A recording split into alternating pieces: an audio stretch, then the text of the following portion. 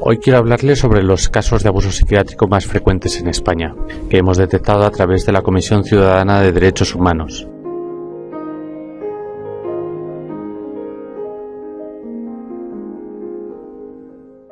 Los casos más frecuentes de abuso psiquiátrico en España, en primer lugar, tenemos que destacar el sobrediagnóstico y el sobretratamiento. Hoy en día los diagnósticos se hacen en muchos casos sin rigor ni evidencia científica, con tasas muy bajas de reproducibilidad, mediante observaciones subjetivas. Si dos psiquiatras exploran de manera separada e independiente a un mismo paciente, lo más probable es que no coincidan en el diagnóstico. Esto ocurre con mucha frecuencia. La posibilidad de que coincidan en el mismo diagnóstico es menor del 30%. Incluso si exploran a cualquier persona sana y normal, es probable que lo diagnostiquen de alguna enfermedad en el 80% de los casos. Otro abuso muy frecuente es la sobremedicación. A veces se intentan solucionar con medicación lo que son problemas de la vida o reacciones normales a problemas de la vida, y eso es una impostura científica. Los problemas de la vida no se solucionan con drogas, y además a veces nos encontramos con el uso de medicamentos antagónicos e incluso incompatibles que en ningún caso mejoran en el estado de los pacientes, ni a corto, ni a medio, ni a largo plazo. El más grave de los abusos es la privación de derechos, por la vía de hecho o por la coacción. Al paciente no se le informa ni se le pide consentimiento y se impide cualquier pregunta o resistencia al tratamiento. Otras veces, a través de tratamientos o internamientos involuntarios, se priva a los enfermos de los más elementales derechos de la persona, a su integridad, a su seguridad, a su intimidad, a su libertad y a su propia personalidad. Tenemos también como abuso los efectos negativos producidos por el tratamiento psiquiátrico, que producen en primer lugar aislamiento social y efectos físicos más o menos graves, pero en cualquier caso limitantes, molestos, perjudiciales y a veces extremadamente peligrosos. Por último, estamos detectando abusos sobre los más indefensos, los niños y los ancianos, y sobre todo personas en exclusión social, que están siendo objeto de un extremo sobrediagnóstico y tratamiento sin ninguna justificación clínica.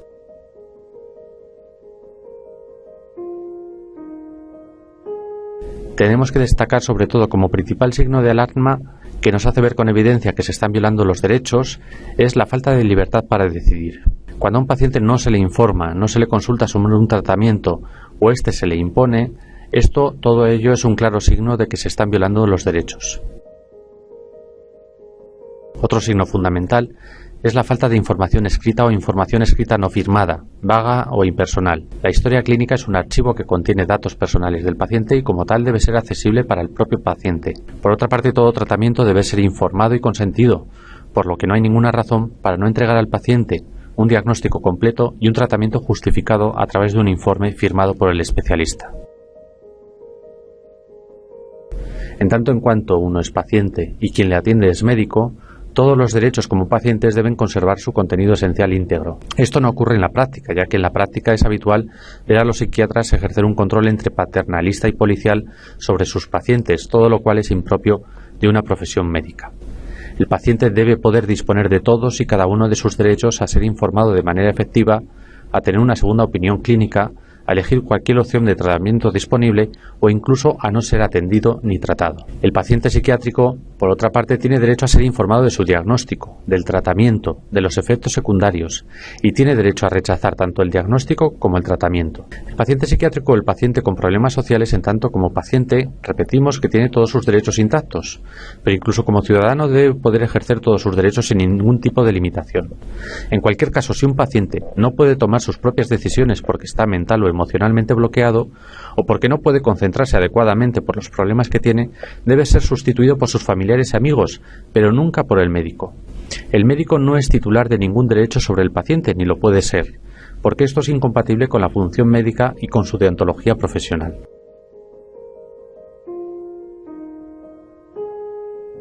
Cabe pensar en qué casos no puede rechazarse un tratamiento.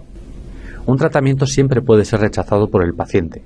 Solo en casos muy extremos en los que corre peligro la vida del paciente o de otras personas, un juez y solo un juez, y a través de un procedimiento tasado, puede imponer un tratamiento como medida accesoria, siempre que quede a salvo la seguridad jurídica y las garantías del paciente. Salvo en estos casos, el paciente siempre se puede y se debe oponer a un tratamiento que considera innecesario o perjudicial. En ocasiones, el propio paciente consiente en ser ingresado en una unidad psiquiátrica, convencido de que ello servirá para curar o aliviar su sufrimiento. La duda que se nos plantea muchas veces es si una persona que ingresa voluntariamente puede salir cuando quiera por mejoría o por empeoramiento de su cuadro clínico. Y en principio debemos advertir que toda persona ingresada en un centro hospitalario puede ejercer su derecho a salir de él de forma voluntaria, firmando un documento de alta voluntaria en el que no tiene por qué justificar los motivos de su decisión. Pero con frecuencia vemos que no se permite al paciente ni a sus familiares ejercer este derecho, así como a tener visitas u obtener asistencia letrada. Se entiende que el paciente no está capacitado y no sabe lo que quiere y por ello se limitan sus derechos. Pero eso es una barbaridad y no tiene ninguna justificación ni clínica ni jurídica, porque si el paciente, repetimos, parece no poder decidir, ¿por qué no dejar de decidir a sus familiares o amigos? No tiene lógica lo contrario. El médico no puede sustituir al paciente y a su familia e imponer a la fuerza su voluntad. A veces el internamiento es involuntario. Tendríamos que plantearnos también la duda de si el internamiento involuntario es un tratamiento médico o parte de un tratamiento. Y lo que debemos colegir es que el internamiento nunca es un tratamiento ni parte de un tratamiento médico, sino una medida de seguridad que solo puede ser tomada por un juez respetando los derechos y las garantías del ciudadano. Hay que diferenciar lo que es un tratamiento médico y lo que no lo es. La privación de libertad por la fuerza no entra dentro del catálogo terapéutico de ningún sistema de salud ni de ninguna especialidad médica. El internamiento, como hemos dicho, solo puede ser autorizado por un juez dentro de un procedimiento con todas las garantías de defensa del paciente y por una causa grave de urgente necesidad. Todo ello solo es posible en los casos en los que es evidente y serio un peligro para la vida del paciente o de terceras personas. La privación de libertad, fuera de los casos de criminalidad, es una medida inhumana y degradante que nada tiene que ver con una función médica y sí con una función policial de control social, que nuestra Constitución y las normas supranacionales sobre derechos de los pacientes con discapacidad prohíben.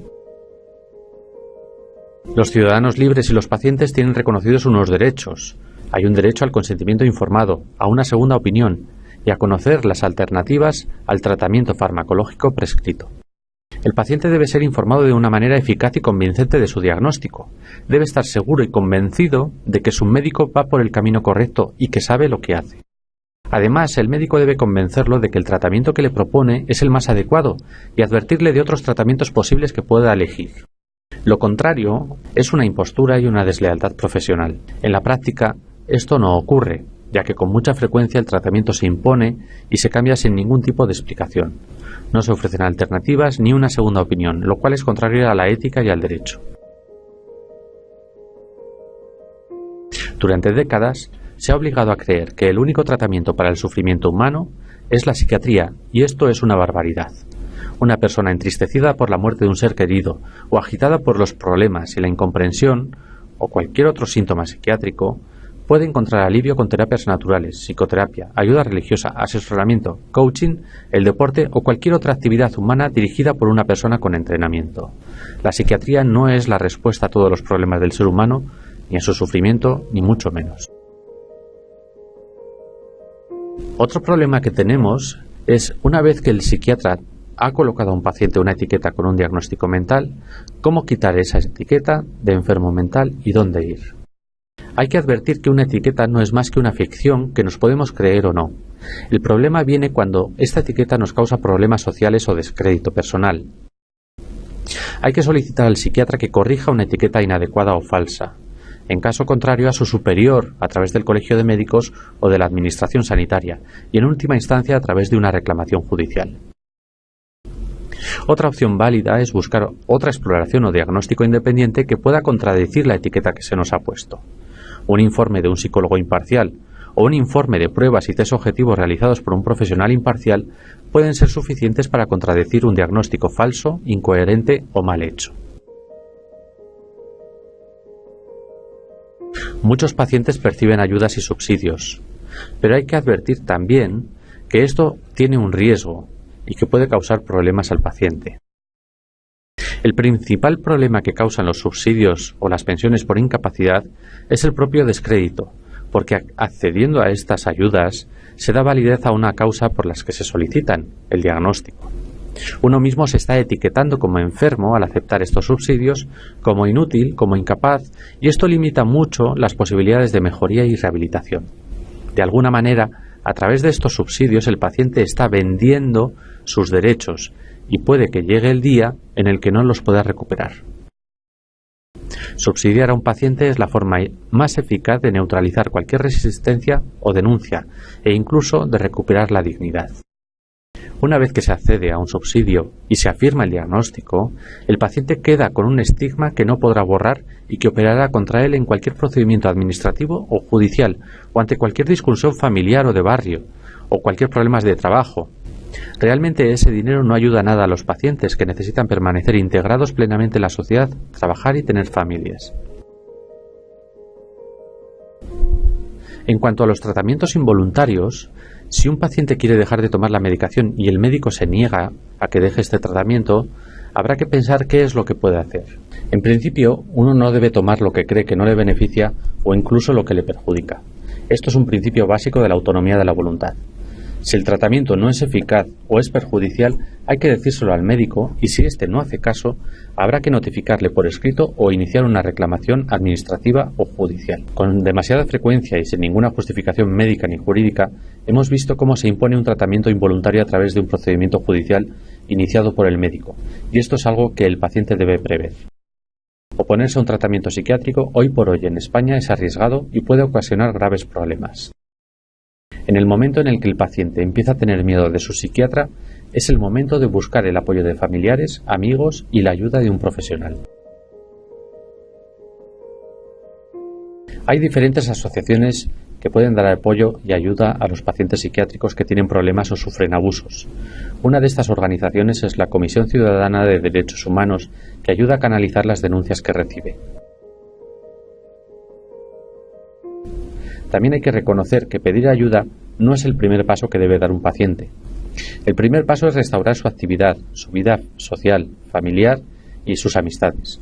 Un paciente inactivo y solitario se convierte en una persona muy vulnerable y con muy poca capacidad de defensa y recuperación. Hay que mantenerse activo y mantener y mejorar las relaciones personales. Los pacientes que no empiezan dando este paso suelen fracasar en sus reclamaciones y demandas. Por otra parte, las vías de denuncia pueden ser los medios de comunicación, la vía administrativa y la vía judicial en los casos más serios.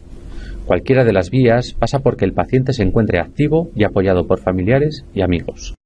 Las reclamaciones administrativas y judiciales suelen ser muy complejas, largas y agotadoras, por lo que se recomienda al paciente que tenga la suficiente fuerza de espíritu y el suficiente apoyo emocional como para hacer frente a una batalla que suele ser muy desigual y cruel.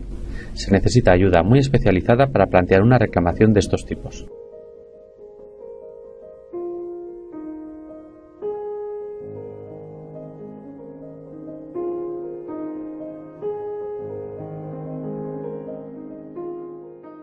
La Comisión Ciudadana de Derechos Humanos puede informarle de sus derechos y recoger la queja y la denuncia para su estudio y para su uso estadístico con el fin de apoyar quejas o denuncias generales y hacer una tarea de divulgación o de cambio legislativo en este país. En un caso particular puede facilitarle el contacto con un especialista que le ayude a hacerse una idea real de la situación y de las posibilidades de cambio de tratamiento o de denuncia entre los tribunales. En cualquier caso, se protege el anonimato de pacientes y de denunciantes. La Comisión Ciudadana de Derechos Humanos es una organización sin ánimo de lucro fundada por la Iglesia de la Cienciología y por el fallecido profesor de psiquiatría de la Universidad de Nueva York, Thomas Szasz, y lleva décadas denunciando los abusos psiquiátricos y promoviendo cambios legislativos en los distintos países con el fin de garantizar los derechos de los ciudadanos.